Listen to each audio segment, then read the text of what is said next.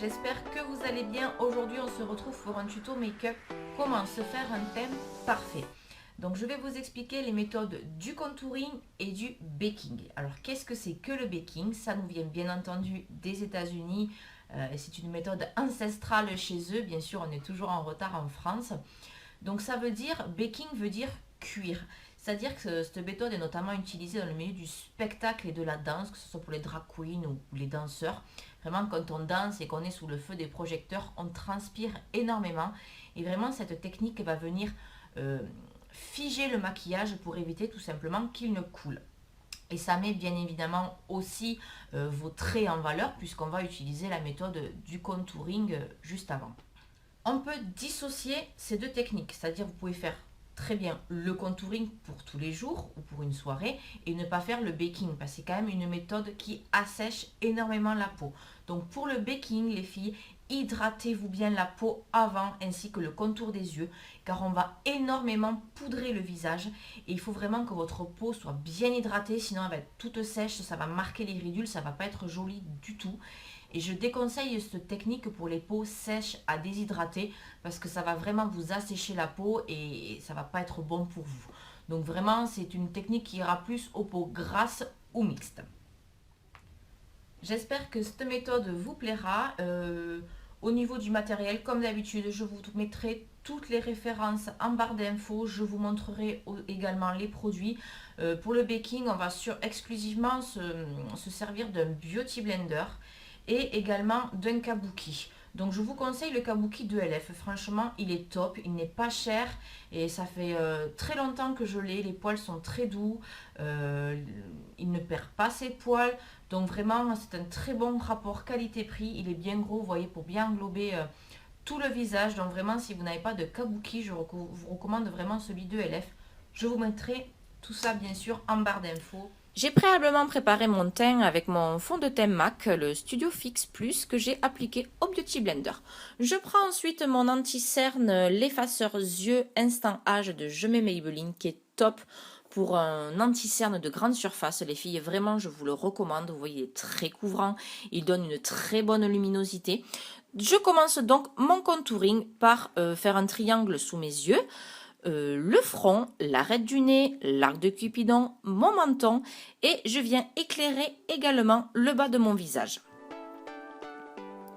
Je prends ensuite mon Beauty Blender que j'ai bien évidemment humidifié, c'est très important les filles, il y en a qui ne le savent pas, mais on humidifie bien son Beauty Blender et on vient après le presser dans une serviette éponge pour enlever le surplus d'eau. Et vous voyez, cet outil est vraiment génial. Regardez-moi comment il floute la matière. C'est vraiment d'une facilité déconcertante. S'il y a un outil à avoir dans votre trousse à maquillage, les filles, c'est bien un Beauty Blender. Regardez, il floute la matière, il ne laisse pas de traces. C'est vraiment très simple et ça laisse un effet très naturel. Je vous mettrai bien sûr le lien en barre d'infos car il y a aussi le Beauty Blender de Real Technique qui est vraiment super et beaucoup moins cher que l'original. Je prends ensuite ma poudre super matte de chez Make Up Forever que j'applique également avec mon Beauty Blender et vous voyez pourquoi dans l'intro je vous dis qu'il faut bien hydrater votre peau les filles car on va mettre une couche très importante de poudre, vous voyez. Votre peau va infuser, donc comme on dit le baking, votre peau va cuire avec la poudre et du coup il faut vraiment bien s'hydrater car ça assèche énormément la peau. Et vous voyez, on pose tout simplement notre poudre partout où on a posé nos touches lumière avec notre anti-cerne. Et vous voyez, on n'hésite pas, on met bien de la poudre jusqu'à, vous voyez, que ça fasse vraiment, on dirait un pot de farine. Mais c'est à peu près ça, car voilà, on va laisser cuire et votre peau va vraiment être lumineuse. Donc voilà, on laisse poser entre 5 et 10 minutes. Pendant ce temps, on va faire notre contouring avec nos zones foncées pour vraiment accentuer les traits de notre visage. On commence, vous voyez, par le creux des joues. Là, j'ai pris mon bronzer Chocolate de chez Too Faced avec un petit pinceau de préférence car ce sont des zones quand même assez précises. Et vous voyez, je le répéterai jamais assez, mon estope son contouring toujours vers le haut les filles pour vraiment avoir cet effet creusé au niveau des joues. Je continue par rehausser mon teint avec le front et les tempes, toujours. Surtout cette technique-là, c'est pour vraiment les filles que si vous avez un très grand front, ça permet de le rendre plus petit et vraiment de réchauffer également votre teint. Il y a une ombre naturelle également sous la bouche, donc on n'oublie pas cette zone. Et ensuite, pour celles qui trouvent qu'ils ont la mâchoire trop carrée, on vient aussi déposer son bronzer, vous voyez, sur l'os de la mâchoire. Et bien sûr, on n'oublie pas d'estomper sa matière vers le bas cette fois-ci. Et pour finir son contouring avec les arêtes du nez, on prend un tout petit pinceau car c'est quand même une zone assez précise et vous voyez on suit tout naturellement l'ombre naturelle qui part du sourcil et qui longe le nez. Et pour celles qui trouvent qu'il y a un nez trop pointu, on n'oublie pas le bout du nez en estompant toujours vers le bas. Je continue mon maquillage en appliquant mon blush, enfin c'est un blush bronzer de la palette Le Grand Palais de chez Too Faced. C'est le bronzer Sun Bunny car je voulais garder des teintes chaudes comme sur mes yeux. D'ailleurs si vous voulez voir le tuto de ce make-up, je vous invite à aller voir la vidéo. Je prends ensuite un kabuki, moi je prends mon gros pinceau Make-up Forever mais le kabuki ELF est très bien comme je vous ai dit et on vient simplement retirer le surplus de poudre. Vous voyez que votre peau a vraiment infusé avec la poudre et que votre peau reste vraiment lumineuse et fraîche et votre maquillage est vraiment figé. Et on n'oublie pas bien sûr de flouter le bronzer et le blush, de flouter les matières entre elles pour qu'il n'y ait pas de démarcation.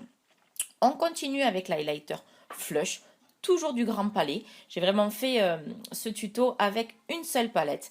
Et on vient en appliquer, vous voyez, sur le haut des pommettes et sur le dessus du sourcil. C'est vraiment une une technique qui assèche la peau. Donc on va venir illuminer tout ça avec de l'highlighter. On n'oublie pas bien sûr l'arête et le bout du nez, vraiment pour avoir un teint frais et glowy. Si vous n'aimez pas ça, vous n'êtes vraiment pas obligé, c'est vraiment optionnel. Et on n'oublie pas le creux de la bouche, l'arc de Cupidon, pour avoir une bouche plus pulpeuse. Et on vient flouter tout ça. J'espère que cette vidéo vous a plu. Si c'est le cas, n'hésitez pas à mettre un pouce bleu, ça fait toujours plaisir, à vous abonner, à partager la vidéo si elle vous a plu. N'hésitez pas à me dire en commentaire quel prochain tuto vous aimeriez que je fasse. Donc sur cette vidéo, je porte un maquillage que j'ai fait avec le Grand Palais de Too Faced. Je vous invite à aller voir ce tuto qui sera posté prochainement sur ma chaîne. Je porte le rouge à lèvres Velvet Teddy de MAC pour celles qui vont me le demander, avec le crayon MAC toujours Chestnut. Donc voilà le combo que je porte sur mes lèvres. Mes boucles d'oreilles pour celles qui me le demanderont viennent de chez Claire's que j'ai eu au solde l'année dernière au prix de 5 € si mes souvenirs sont bons. Voilà. Je vais bientôt faire une revue aussi sur mes cheveux rouges car j'ai beaucoup de questions tous les jours sur mes cheveux rouges. Donc là justement j'ai commandé ma couleur car comme vous pouvez le voir j'ai pas mal de racines. Donc dès que je reçois ma couleur, je vous tourne la vidéo sur mes cheveux rouges, toutes les questions qui peuvent revenir. Si j'ai les cheveux décolorés, quelle couleur j'utilise, comment j'entretiens mon rouge. Donc voilà. Et à très bientôt pour une nouvelle vidéo.